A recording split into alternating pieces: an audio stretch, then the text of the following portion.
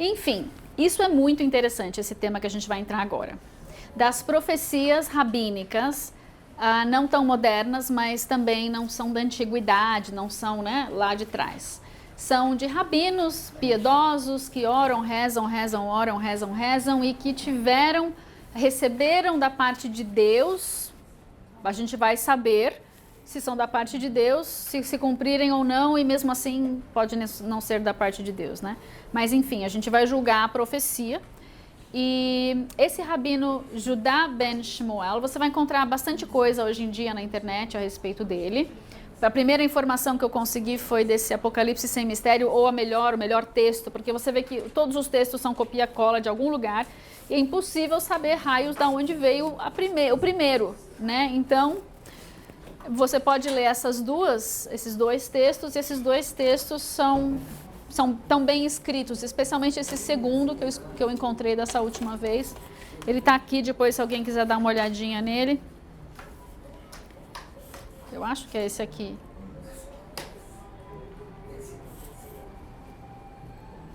É esse mesmo. Israel vai ter a 4ª eleição em 2 anos. Uma transição para a chegada do Messias. Israel agora e sempre. Você vai ter 2 anexos agora que você pode tentar acompanhar se você for super guerreiro. São esses 2 aqui, Profecia dos Jubileus. Você que está na internet pode conseguir todos os nossos anexos, estão em algum lugar aí, não sei se na descrição do vídeo, no primeiro comentário, em algum canto aí, tem para você poder baixar e imprimir. Profecia dos Jubileus e um pouco de informação a respeito do Rabino Ben Shmuel aí no outro. Nós estudamos esse rabino e essa cronologia das profecias dos jubileus no Apocalipse, no seminário Panorama Escatológico 3.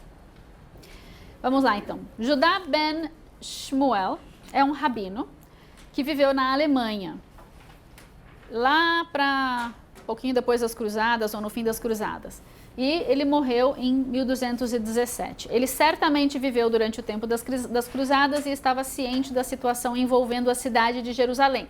A gente sabe que quando a gente sabe o que está acontecendo, isso colore um pouquinho, né, nosso entendimento, mas Deus pode falar usando isso ou não. No nosso vocabulário, ele seria meio que evangélico. E ele era uma pessoa que... Ele é considerado uma pessoa que ele era avivado, buscando santificação dentro do judaísmo. Eu não estou falando que ele era crente, tá? Estou falando que ele, se fosse comparar cristão protestante, cristão católico, ele seria meio que evangélico. Ele era considerado um dos pais de um certo tipo de misticismo judaico, que enfatizava a ética, moral e a oração.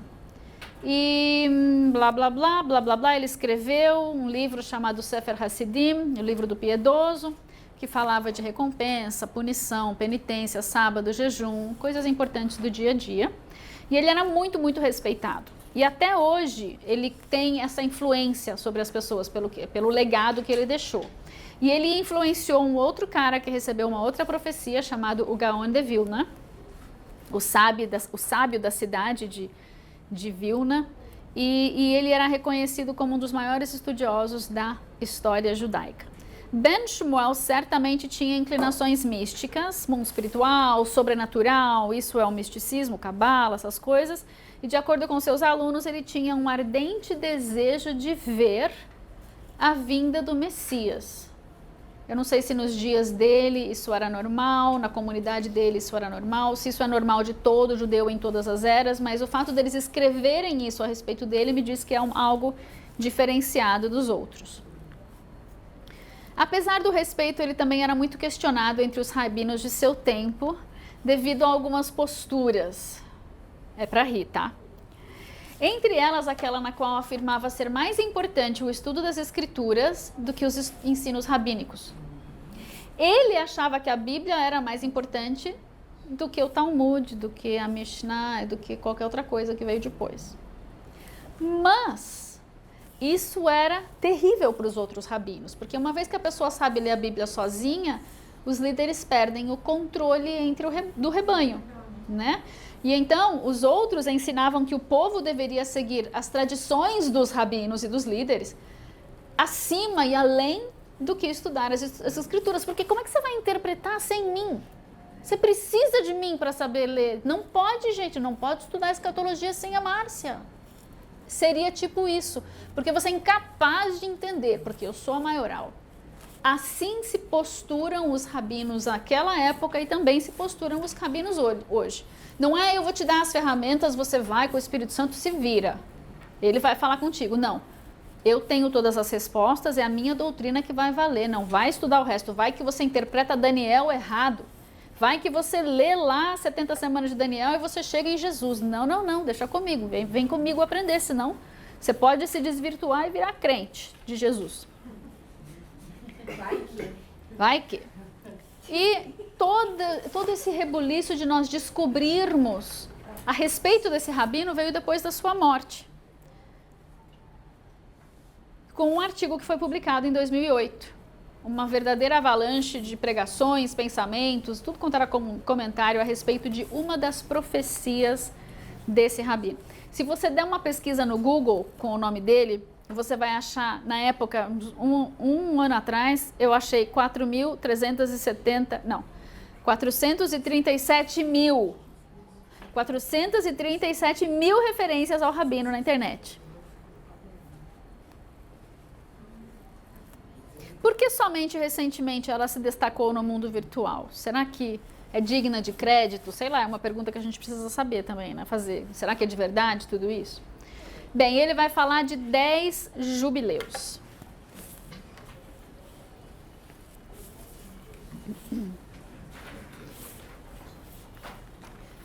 A profecia diz o seguinte: quando os otomanos conquistarem Jerusalém, eles governarão Jerusalém por 8 jubileus. Ok. Ele viveu antes. Só uns 200 anos antes. 200, acho que mais. Mas tudo bem, a gente vai pôr numa linha do tempo aqui. Depois, Jerusalém se tornará terra de ninguém por um jubileu. E depois do 9º jubileu, Jerusalém voltará a ser de posse da nação judaica, o que significaria o início do tempo messiânico do fim. Então, peraí, quanto tempo que é um jubileu mesmo? 50 anos. Então, ele está contando tempos de 50 em 50, a partir do momento em que os otomanos conquistarem Jerusalém. E eles vão governar por 8 vezes 50, que são 400 anos. Puxa, o povo de Israel ficou no Egito 400 anos, né? Depois se tornará terra de ninguém, vai ficar um jubileu 50 anos. Depois do fim do Império Otomano, vai ficar 50 anos meio que... E depois tem mais um tempo de 50 anos em que ela volta a ser de posse da nação judaica. E aí isso significa que está dando início ao tempo messiânico do fim, seja lá o que for isso. Ok. Vamos colocar isso em tempo. Jerusalém fica sob o Império Otomano de quando a quando? Do fim de 1517 até o fim da Primeira Grande Guerra. 400 anos. Ele viveu em 1100 e alguma coisa, 1200 e alguma coisa, né? 300 anos de... Como ele ia saber que Jerusalém... Quanto tempo Jerusalém ficaria... Primeiro que ela seria conquistada pelos otomanos e depois quanto tempo ela ficaria? Só a inspiração de alguma coisa fora do normal. Jerusalém fica como terra de ninguém por um jubileu. De 1917 até 1967, Jerusalém está sob o mandato britânico. Isso é pós Primeira Grande Guerra. E o controle jordaniano em Jerusalém Oriental após a Guerra da Independência em 1948. Então, é meio que terra de ninguém até 67. 50 anos. E Jerusalém está sob o governo judaico no 10º jubileu, o que significa na profecia dele o início dos tempos messiânicos. De 67 a 2017, Jerusalém esteve um jubileu sob o governo judaico. Eu acho que ele acertou todas, né? Não sei se o profeta é de Deus, mas a profecia passou no crivo, né? Aconteceu de fato, se cumpriu. Vamos montar essa cronologia da profecia dos 10 jubileus para o início da era messiânica, que é o tempo da vinda do Messias. É esse anexo aqui. A gente não chegou nesse daí ainda. Nós já montamos esse anexo em outro seminário, que foi o Panorama Escatológico 3. A gente não vai entrar em todos os detalhes que a gente entrou lá. Então, tem alguns eventos que, se você nunca ouviu falar, volta lá no Panorama Escatológico 3, para poder ver, ok? Então, vamos colocar numa linha do tempo essa profecia dele. Ele viveu em 1217 e ele traz uma profecia que vai começar a se cumprir em 1517, quando os turcos otomanos conquistam Jerusalém. Eles vão passar ali 400 anos. E na próxima parte da profecia, nós temos o 9º jubileu, em que Jerusalém se torna terra de ninguém, entre aspas. Ela não está nem com os otomanos, nem com Israel, está sob o mandato britânico e controle jordaniano. 10º jubileu, nós temos a cidade de Jerusalém já como a capital de Israel, 1967 até 2017, onde daria início à era messiânica. Está aqui toda a profecia dele. Certo? Sim ou não? Tá certinha?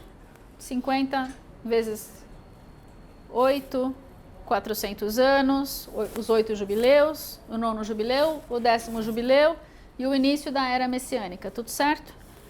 Quem se lembra dessa data 2017 de todos os seminários? A gente fala dessa data. Vocês lembram? O sinal de Apocalipse 12 aconteceu nessa data e tantas outras coisas. Vamos colocar mais alguns eventos aqui, então? Eu vou dividir aqui em 7 jubileus, mais um jubileu de transição. Eu vou entrando aqui nas profecias do Jonathan Cahn. Ok? Essa foi a profecia do Rabino Ben Shemuel, lá de 1100 e não sei quanto, 1217.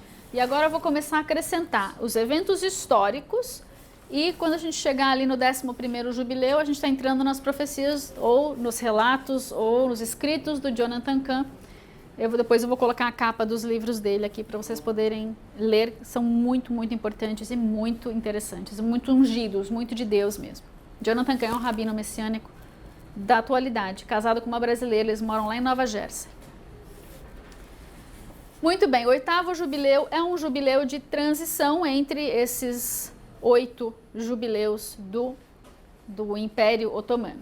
Nós estudamos no outro seminário essa data do início da restauração, de 1867, quando aconteceu o avivamento messiânico, o testemunho histórico e o testemunho arqueológico. Tudo certo? Tudo certo. Próximo jubileu, 1917, nós vimos Jerusalém ser dividida e ela fica sob a administração dos ingleses. Israel está nos planos agora.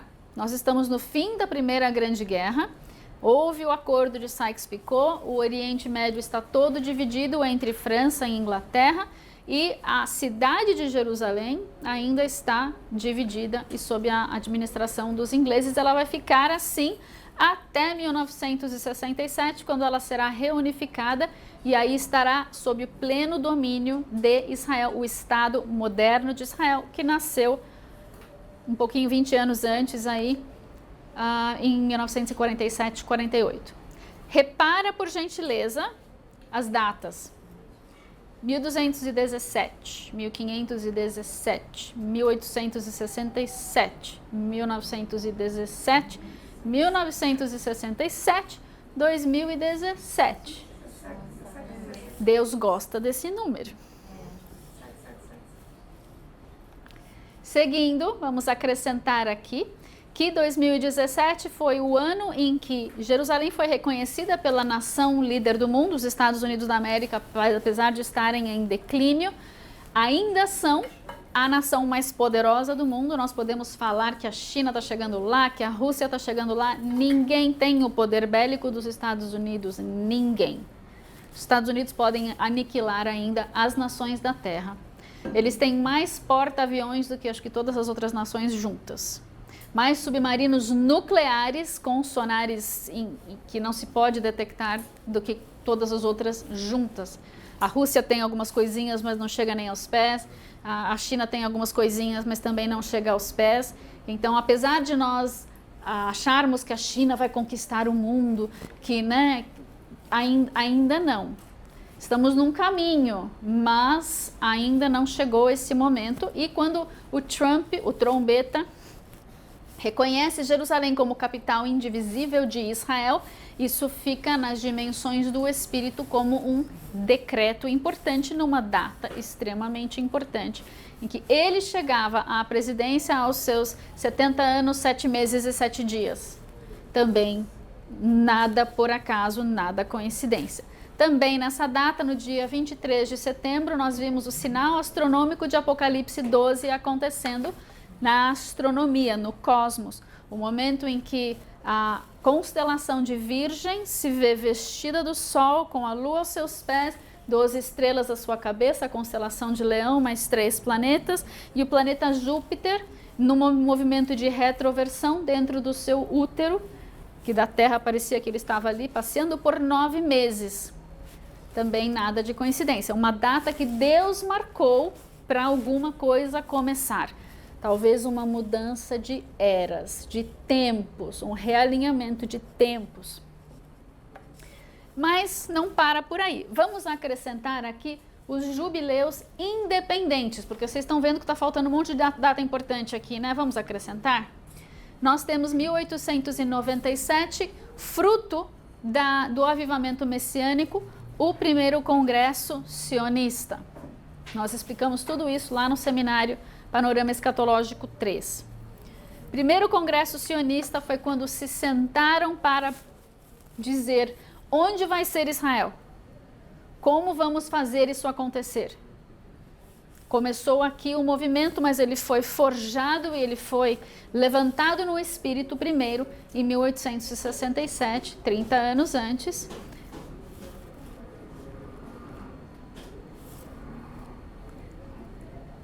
Vocês não estão ouvindo, mas tem alguém aqui do lado de fora na janela, no 17º andar do prédio. Ele está varrendo a janela? Ele está pendurado. Jesus da glória, guarda em nome de Jesus. Daqui a 50 anos, um período de jubileu, nós temos o nascimento de Israel em 1947. Precisa de mais um jubileu aqui, né? Vamos encaixar ele aqui. 1997, nós temos o jubileu do nascimento de Israel. 1897, 1947, 1997. Jubileus independentes.